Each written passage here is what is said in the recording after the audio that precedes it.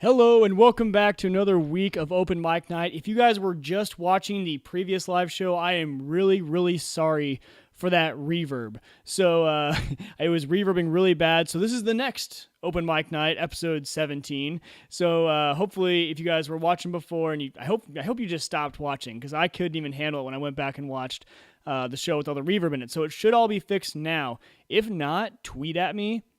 At Mwieger and let me know, hey, it's still reverbing, but I think I figured out the issue. But I'm going to keep my phone right here, and hopefully it lights up, and you guys can tweet at me if it's still really bad. But, anyway, welcome to Open Mic Night. I think it's going to be a fantastic show. I've got a lot of stuff to talk to you guys about. Do you guys have the right to be forgotten on the internet? And what is Apple doing with iPhoto and Aperture? All that on today's show, plus another tip of the week. Stay tuned.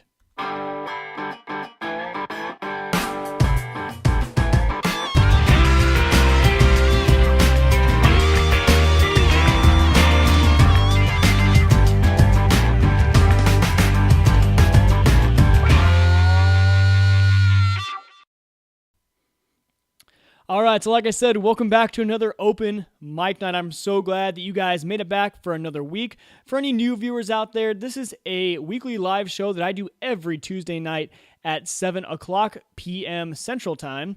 And I just give you guys the latest in tech news, what is happening in tech news, and also some tech law news. Sometimes I throw even that mix, and that's what we're going to get into today, which is kind of exciting, kind of fun. But first, I haven't been on the show for the past 2 weeks. Last week, I took a break for 4th of July. I was super busy getting ready for the long weekend. I'm sure you guys were too.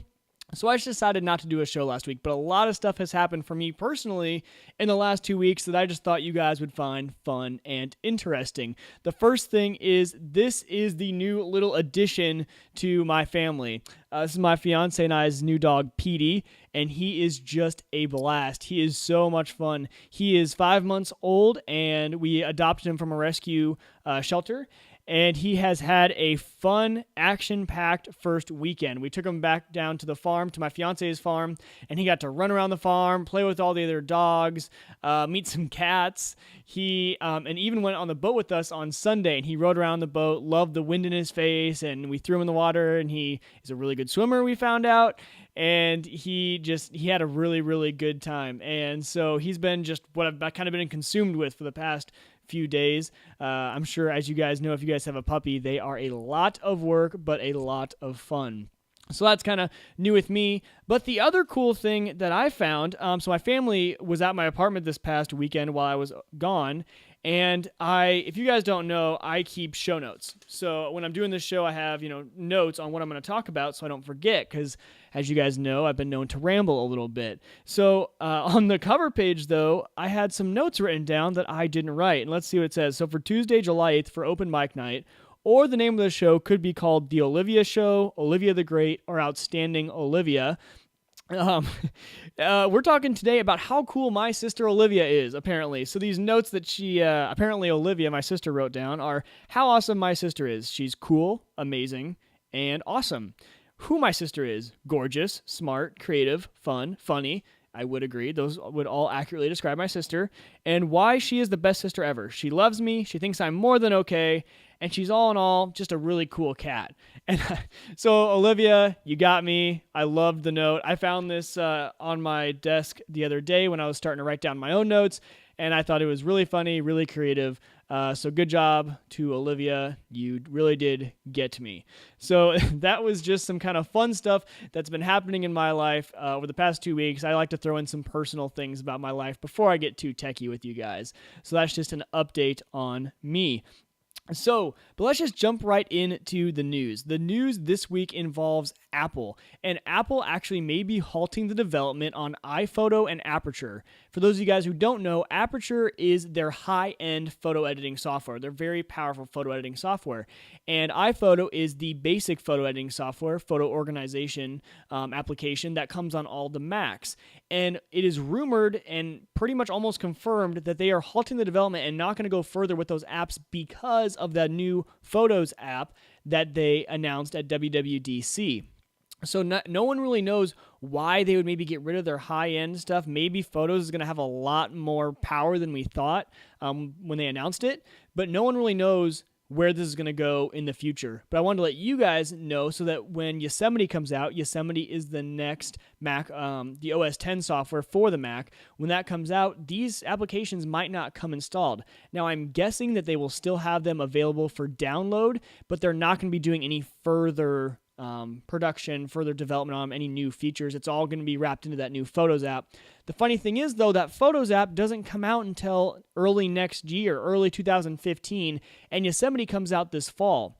So I'm kind of wondering what people are going to do in the meantime.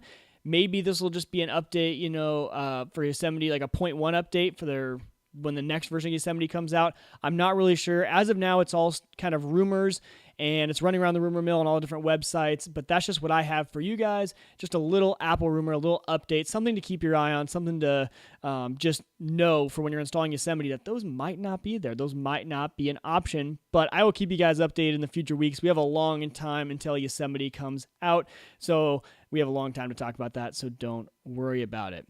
So right now, before I get into my next story, I want to talk to you guys about something.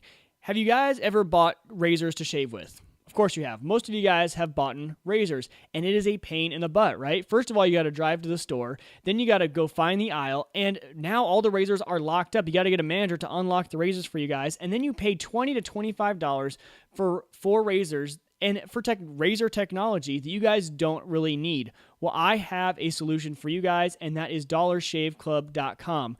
DollarShaveClub.com offers all of your shaving needs for a fraction of the price, and they ship them right to your door. So they come to your door in a little box like this. It's fantastic. I get really excited when mine comes.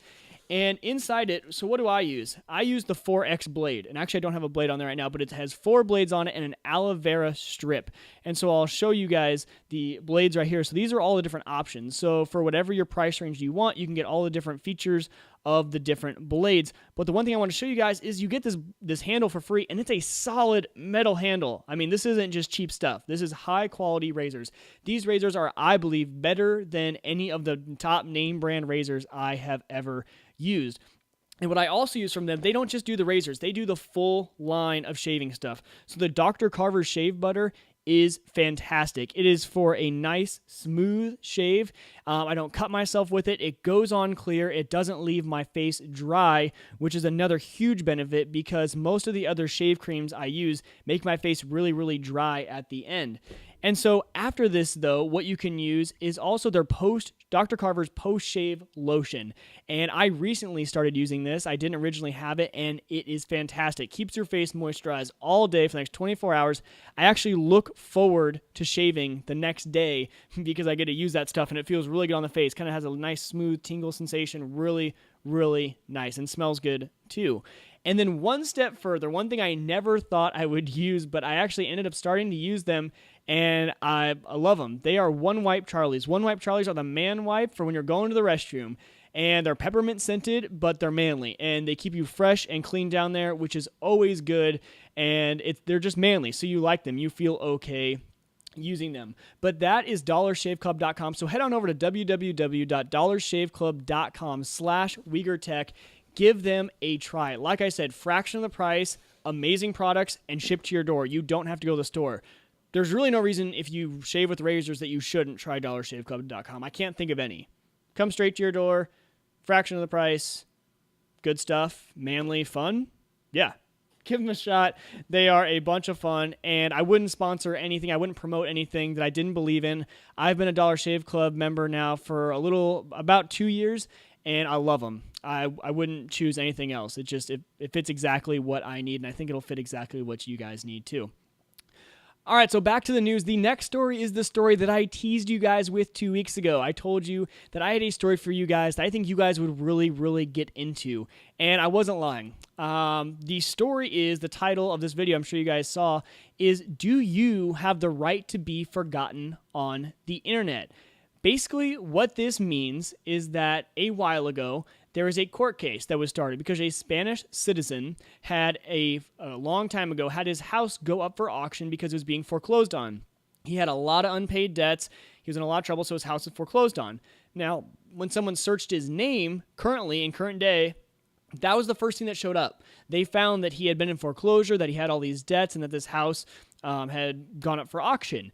And he said, well, that was a long, long time ago. I don't have any debts anymore. I've paid all those debts off. I'm in good standing with my credit. I don't have any, big debt. And so why should that haunt me? Why should people, when they search my name, why is that the first thing that comes up and I want that removed?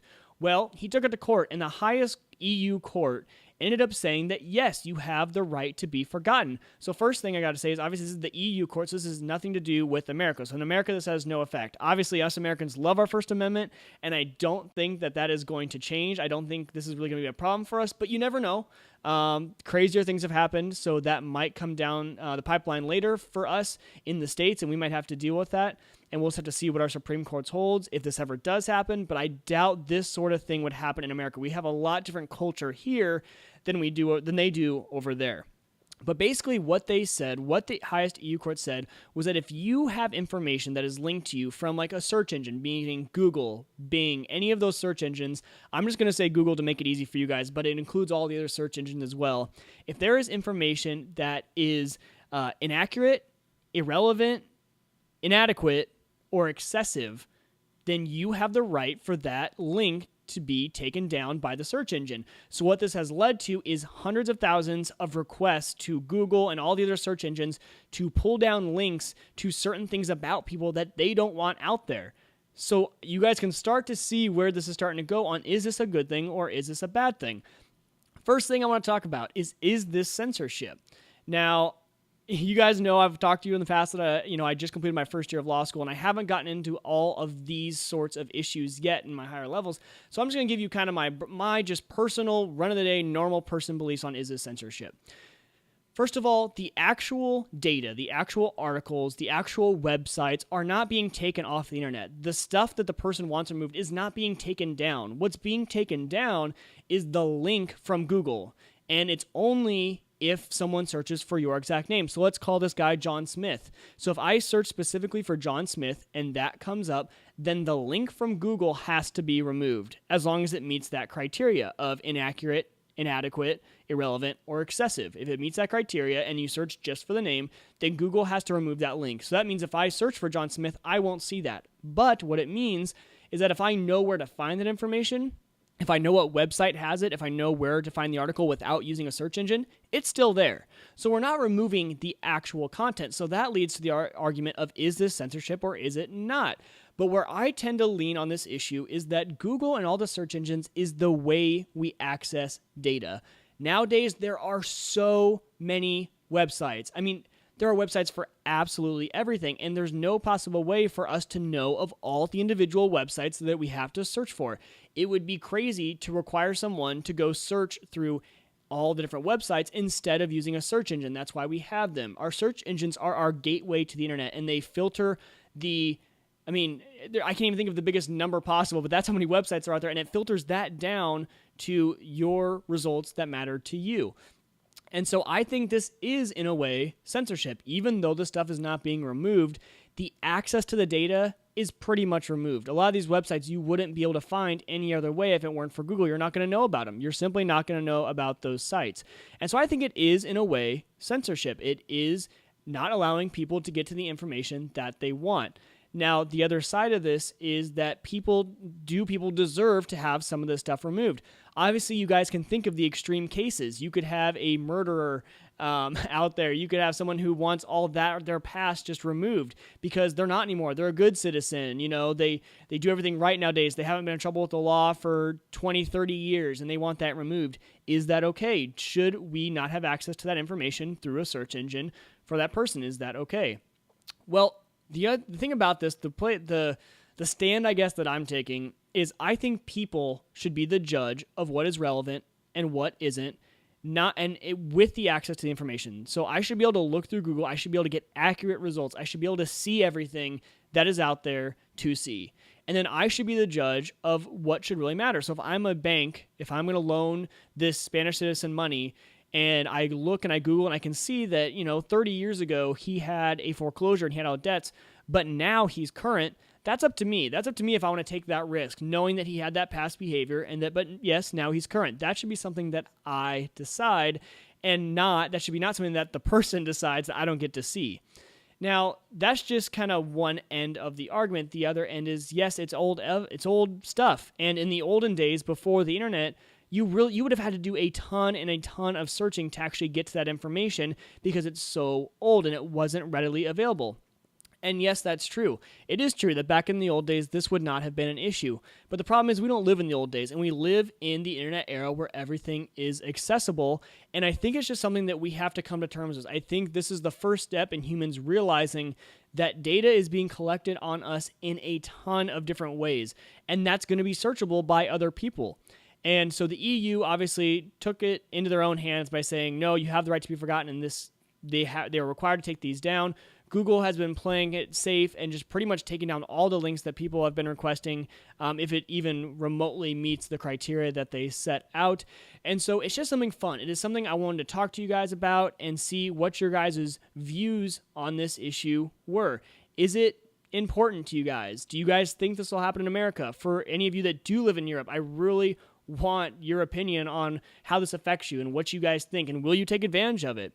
The way I saw it too is if I'm I'm not that old, I'm 23 years old, and when I was 19, when I was young and dumb when I was 19, and I wrote a college paper that was published maybe by the university, and I don't have those opinions anymore. They're not my opinions. I was young, I didn't have a formed mind, and now I'm different. Do I have the right to have that removed?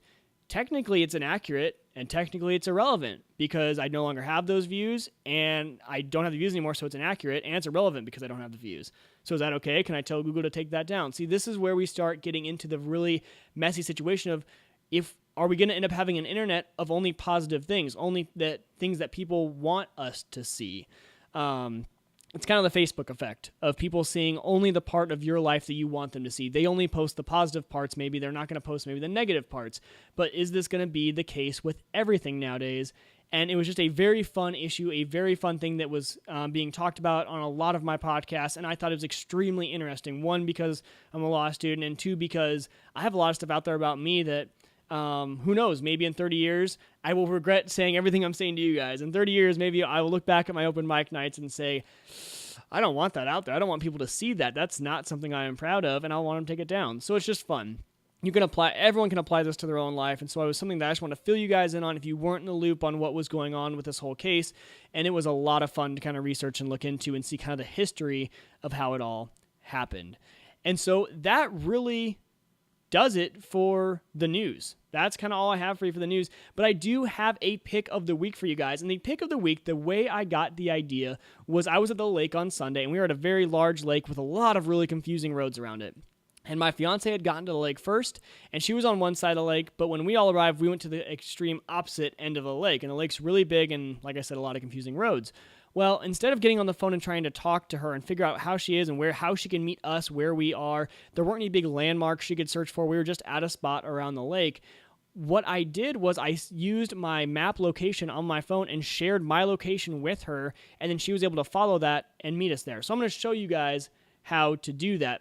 There were some people that we were with that didn't know you could do that, and so I was like, well, hey, maybe the people that watch Open Mic Night would like to know how to do that. So the first thing you're going to do is you guys are going to open up your map app, and if I can get it up here, let's see here.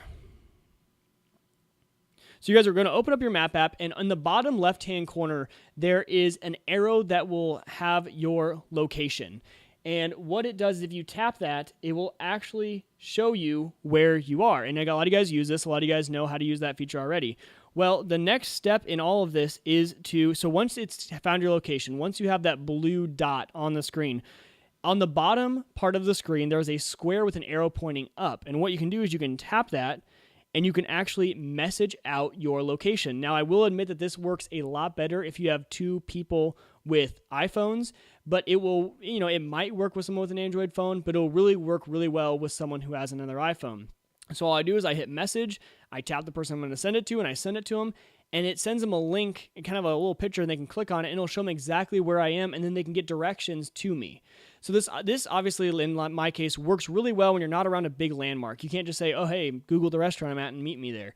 If you're out somewhere where there's really no landmarks, you don't know the streets very well, it's a really easy way to just tap your location and have someone meet you there. It's something that I just thought you guys could use and enjoy, and so I thought I would share it with you. So that is the tip of the week this week. I hope you enjoy it.